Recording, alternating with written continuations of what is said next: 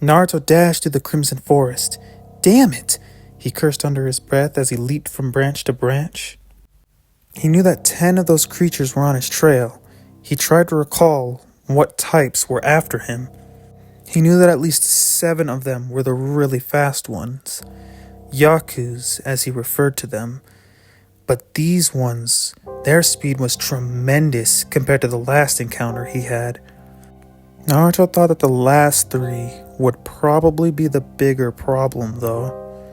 They may not be fast, but they could be very devastating. Naruto could feel them getting closer. He leaped from the trees, ducking beneath the bushes, hoping to hide within the shadows. Just then, numerous shapes darted past him. Naruto felt beads of sweat form as he watched their claws glinting among the red light that smothered the landscape. His eyes widened in terror as one of them halted. It was a woman clad in a dark red overcoat, torn and tattered, only a few buttons holding it together.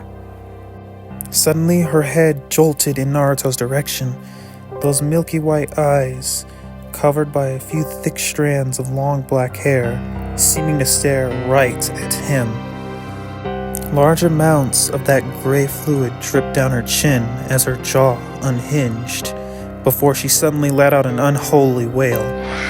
Suddenly, she rushed at him. Naruto darted back, narrowly avoiding the first strike. "You gotta be kidding me," he said, as he continued to move away. Naruto continued dodging as the woman struck out at him over and over again. And just like the last time, she's getting much closer to hitting her intended target. Naruto ducked another strike before shooting his fist upward, making contact with the underside of the woman's jaw and sending her flying back. Naruto watched as the woman slammed hard into a nearby tree, before switching his attention to 2 more shapes that bursted from the forest. One of the creatures outstretched a pure black hand to grab a hold of him, but Naruto avoided it before knocking the creature away. Naruto gritted his teeth as a sudden burst of burning hot pain ran up his arm. He turned to see the inky black hand of the second creature wrapped around his wrist, gripping him tight. Steam rose from its skin as it held on to him.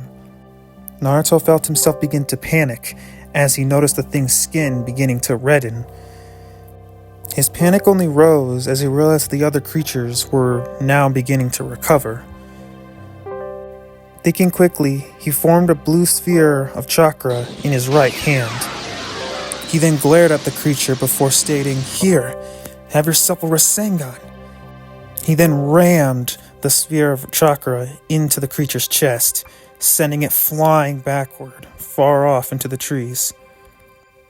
Immediately, Naruto turned and fled deeper into the forest. A loud explosion sounded behind him as he moved. He gritted his teeth in frustration as the sound of numerous footsteps following behind him reached his ears. "Damn it," Naruto thought to himself as he ran. "The noise is attracting more of them. I do not have time for this." He quickly placed his hands together before shouting, "Multi-Shadow Clone Jutsu!" At once, 3 clones appeared from large puffs of smoke, staying behind to distract the things while Naruto dashed up the tree and began leaping away. Naruto took a quick glance behind him to see the 3 clones rushing off in separate directions. The different Yakus began to follow each of them. He breathed out a sigh of relief as none of them followed him. Naruto continued darting through the trees, thankful that he had finally gotten away from them. He looked up into the dark red sky. How much longer is this night gonna last? He cursed aloud as he continued moving. Suddenly, Naruto slipped from the tree, falling down. Son of a... He hissed as he fell. As Naruto lay on the ground, he clutched his neck. A memory hit him. A very painful memory. He was being held down by 3 different Yakus. his eyes widening in terror as one stood over him, its jaw unhinging to an unnatural length. The thing reared back a clawed hand before slicing it right across Naruto's throat. Then the vision went black. "Looks like one of the clones was finally caught," Naruto muttered hoarsely. Slowly, Naruto picked himself back up.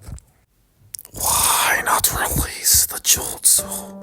Surely that'd be better than feeling that pain every time this happens," Kuruma questioned. The reason is because... Naruto suddenly collapsed to his knees, clutching a hold of his eyes this time. Another memory of him being clutched by more of those yakus flooded his mind. This one was worse. More of them held him down, while another one clutched a hold of his skull before shoving those claw-tipped thumbs into his sockets. Then the memory faded. As Naruto crouched on the ground, he was breathing heavily. The pain might be really unbearable at times, but I need to keep them distracted for as long as possible so that I can get away. Slowly, Naruto rose to his feet before continuing to walk. I will go through that pain over and over again and again if that's what it takes to solve this problem. After all, I can't do anything if I'm dead now, can I? Kuruma sighed before responding. That's true. Naruto suddenly jolted as an explosion went off far in the distance.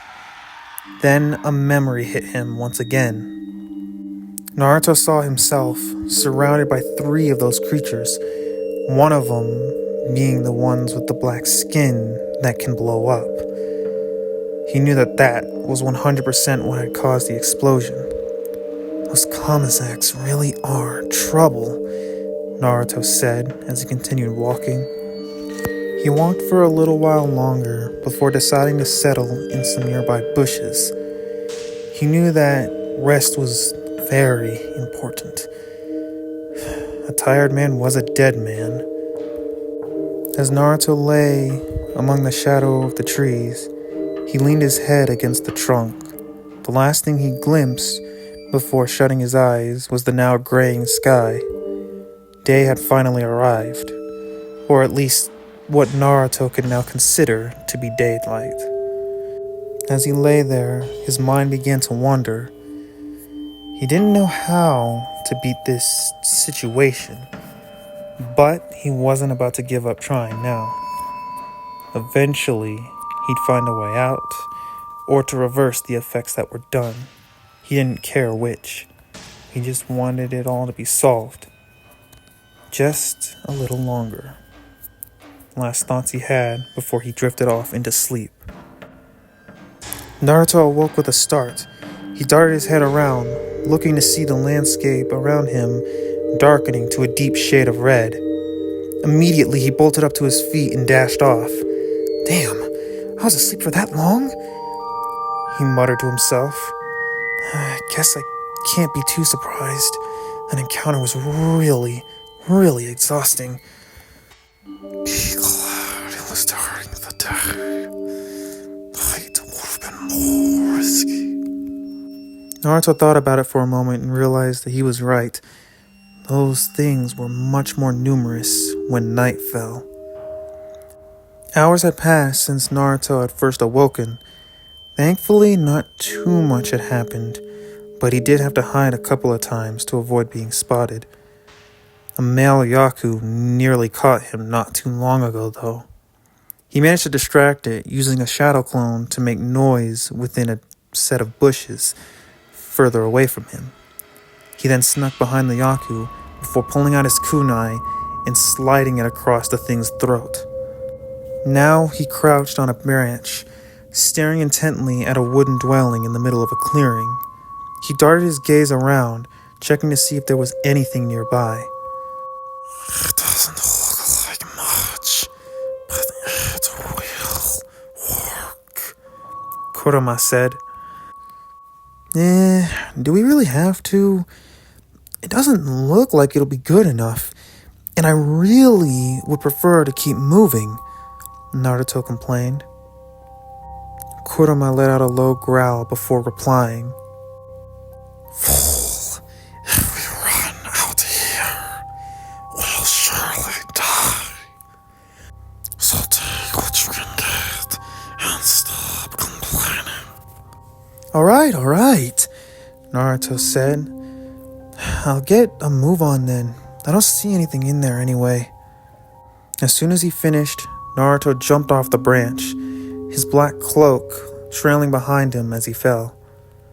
The moment he landed, he began to amble over to the wooden dwelling. As Naruto walked, he darted his eyes around, checking to make sure that there wasn't anything lurking about. Creaking the wooden door open, he peeked inside. The room didn't have much. It was mostly black in there, save for a few rays of the red light that seeped in through small slits. From what Naruto could make out, there looked to be a small bed in the corner of the room. He took one more glance around him before stepping inside, shutting the door behind. For someone living in a world like this, you are insanely stubborn. Naruto snickered a little before replying, Right, and you haven't been stubborn before? Come on. His expression then changed to one of seriousness before he continued. Besides, I need something in this world to keep me sane. Naruto stopped before spluttering out, Not that you aren't any help with things like that, I just, Kuruma didn't say anything else. He just remained silent. Hours had passed since their last conversation. Naruto now sat cross-legged on the bed, his head leaned against the wall. Naruto jolted as he heard the sound of a woman calling out from outside. Hello? Hello? She called out again and again. Hello? He sat there listening and wondering, Hello? Is this actually another human being? Hello? And once Naruto leaped from the bed, Hello? making his way to the door. He was halfway there before... Don't you even think of opening that door? Kuruma yelled. Naruto stood there, still. Why not? Kuruma growled. Have you forgotten? That's most likely a mimic. And we are not fighting those again. At this, Naruto began to back away. He crouched low to the ground, moving himself as far from the red slits of light as he could. His breathing quickened as a tall, bony shape stepped in front of the light, blocking it from seeping in. He prayed with every fiber of his being that the black cloak that he wore would be enough to keep him hidden. He waited there for a while, still as a statue. Then, the red glow returned, and Naruto let out a low sigh of relief, realizing that it had finally moved. Naruto froze as the sound of creaking wood echoed from just above him. Naruto crouched there, in the corner of the room, waiting for minutes that turned into hours of him staring at that crimson glow, his gaze occasionally flickering up to the ceiling before returning to those small openings. He sat there, waiting in silence.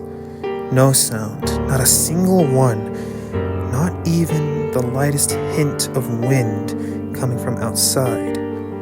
As he crouched there, his Sharingan fixed on those tiny slits. Hours still passed, feeling like years as he sat there, refusing to move. Even as the sounds of close friends and family members called out to him, he still stayed silent. No mistakes could be made. None. Because he knew that thing was still on the roof. That mimic.